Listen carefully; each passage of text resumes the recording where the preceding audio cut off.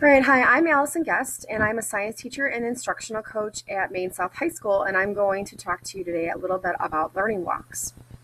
Our learning walk protocol that we have put into place allows teachers to go watch other teachers, and we're looking at best practice in the classroom.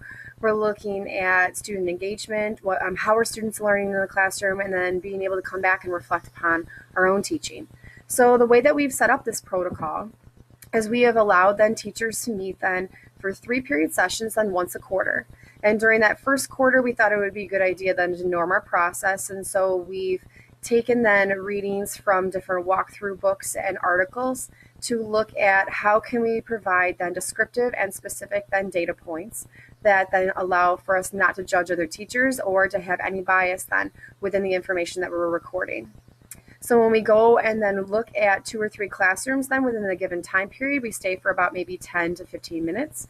We're recording information then that's based off of our individual needs. And so if I'm somebody who wants to go look at, let's say, technology or cooperative learning or assessment or literacy strategies, I'll be grouped with teachers who are looking for the same things. And hopefully I'm going into a classroom that's providing then that type of instruction that day.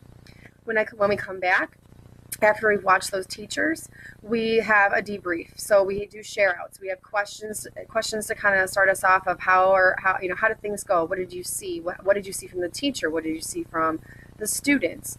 And then giving time at the end for teachers to write thank you notes to their colleagues to say thank you for letting them come in their classroom. Some artifacts to show briefly would be then here's our learning walk observation form. So I'll start here on the left. We've listed some of our high impact instructional strategies that we have found important for our district that we're working on. And so we look at then how is the beginning of class started down to direct instruction with use of cooperative learning maybe. Do you have different aspects of assessment literacy, learning targets posted if that's something you're specifically looking for then within the observation. What we really like to see is the anecdotal evidence then on the right-hand side to figure out, well, what's the teacher doing? What are the students doing? What is the environment like? So when you walk in the classroom, what's on the walls? What would be something that would be appealing for students of they really want to be here? How are students grouped? What direction are they facing within the classroom? All things like that then we're looking for. We also leave opportunity for teachers to write down questions that they have maybe as they're going through then a lesson to consider when they walk out they might want to ask that teacher later or bring back for the debrief. And then we also want that self-reflection. What is something that you're seeing that you could take back for yourself that you could do in your own classroom? At the end then we also include that time for the thank you notes, and so this is really important. All those teachers that we're going to watch teach actually have allowed us to come in their classrooms, and so we want to make sure we say thank you to them. We call them our learning walk ambassadors, and so the teachers that are on those learning walks then spend some time sharing, hey, here's what I saw in your classroom, here's what I thought was great, here are some questions that I have for you that if I get a chance to see you in the hallway I might ask you, and then here's what I'm walking away that I want to try based off of what I saw in your classroom today. I think it's very uplifting to those teachers to see those notes in their mailbox when they get them, because they know it's all worth it to allow their classrooms to be opened up. We're going to hear from Howard Knodel, one of the science teachers at Maine South, of how the learning walk experience has affected him. Learning walks is to be able to see my colleagues in action and see them actually implementing strategies in the classroom. And it's great to read about strategies, but to actually see them in action gives you a whole different perspective on what those strategies offer in the classroom.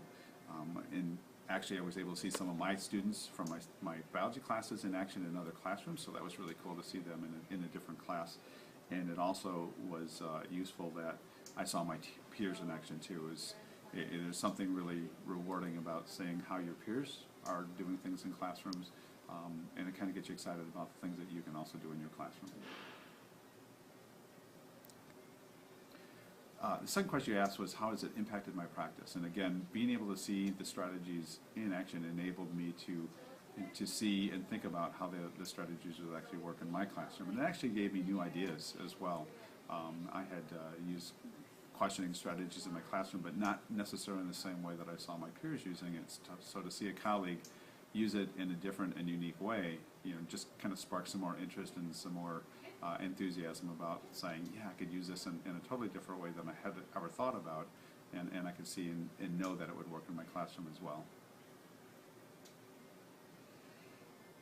I think we're building a positive culture of coaching in our building because we're getting out and seeing each other in our classrooms and saying, yeah, I can learn from my colleagues and they can learn from me, and people aren't worried about what we may see when they go in their classroom. We know teaching is not always go exactly as planned, but people aren't threatened by going, I'm afraid of what they might see in my classroom. Teachers are doing awesome things here. It's great to see how they're using these strategies in the classroom. It's a wonderful way to share and get to know people in a different way than just talking to them socially. We see them professionally, and then we can certainly learn from one another. There's so much knowledge in our building, and being able to see other people use this in the classroom is certainly encouraging. It's refreshing. It reinforces the things that we do in our own classrooms. So I think it's definitely a positive, and it's nice to be able to see people in action.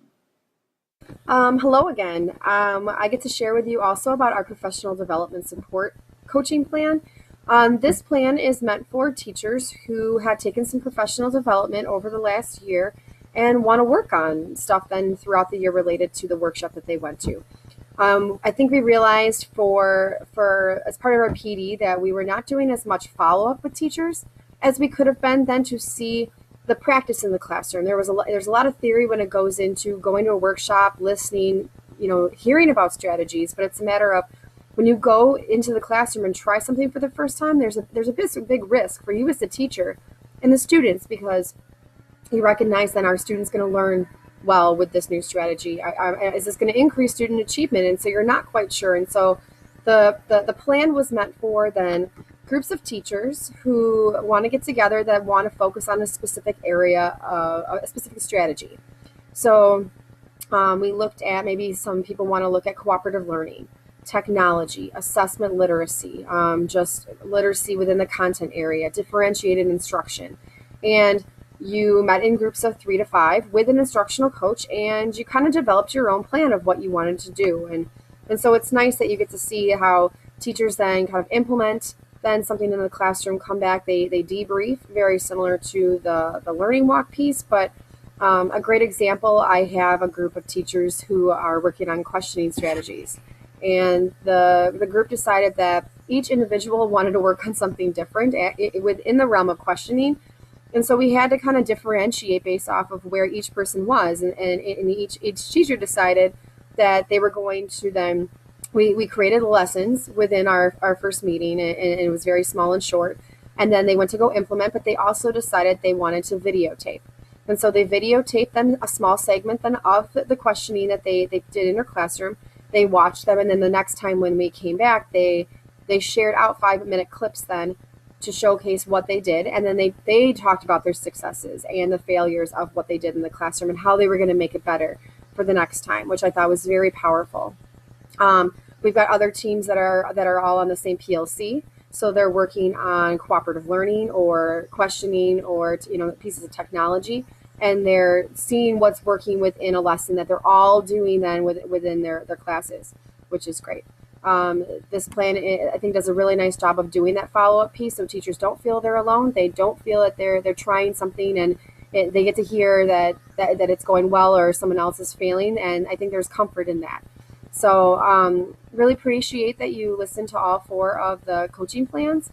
We're seeing such great success in our district with all of these things. So I'm going to hand it off to the next person to share some exciting things that are going on as well in our district.